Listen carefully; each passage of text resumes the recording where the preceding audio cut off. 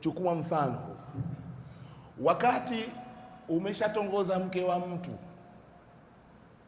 akili ujue inasema haramu hiyo, na wewe unajua kabisa innal halala bayyinun wa innal harama bayyinun, halali ni iko wazi na haramu unajua kabisa.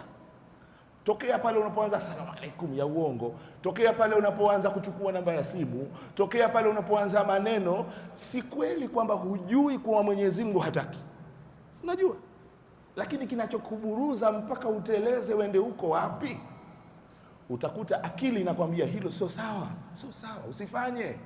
Akili inakwambia, afu nafsi inasema mara moja tu, kwani kuna ubaya gani? Halafu mtazame alivyo.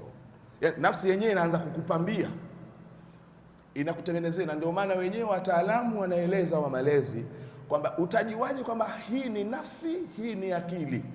Wanasema kawaida nafsi huwa inakupa ladha, yani ile inakupambia pambia utamu utamu, lakini akili inakupa maumivu. Akili kawaida yake ili ujue kama hapa nafanya kiakili au nafanya kwa.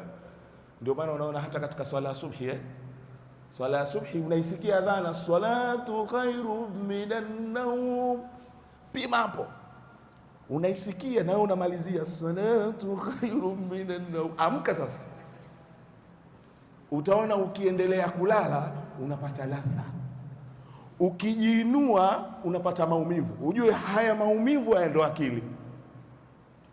Hicho ndo kipimo kikubwa wanachuoni wanatueleza.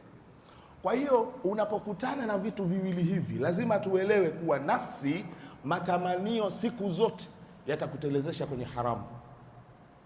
Kwa hiyo unachotakiwa wewe kufanya ili uonekane unayo akili au huna akili ni kufanya maamuzi, kuacha ladha na kuingia kwenye maumivu.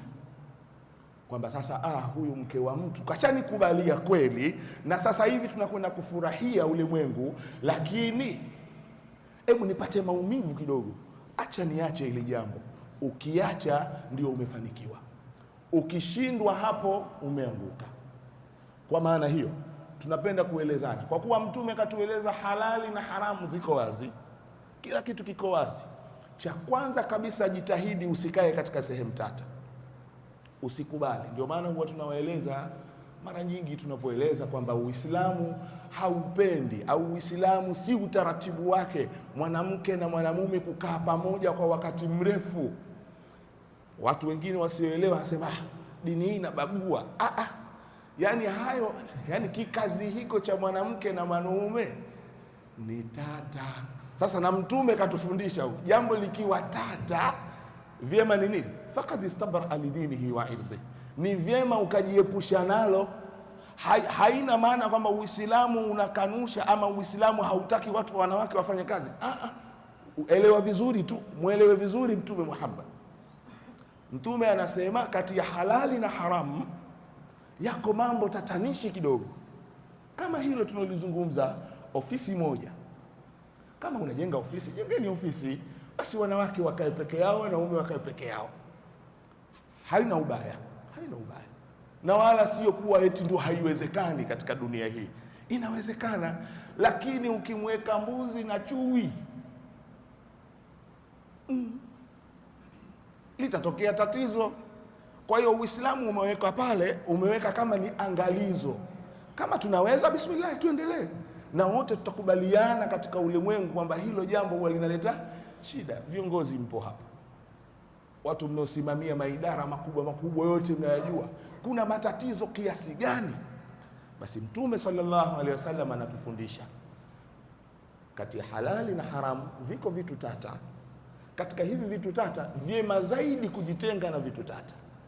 Na kwa nini? Kwa sababu wanadamu kaumbwa anayo matamanio. Yale matamanio siku zote huwa yanashinda kuishinda akili. Hapa pakitokea mvutano huo, mara nyingi mwanadamu huwa anateleza, anakwenda kwenye upande wa matamanio.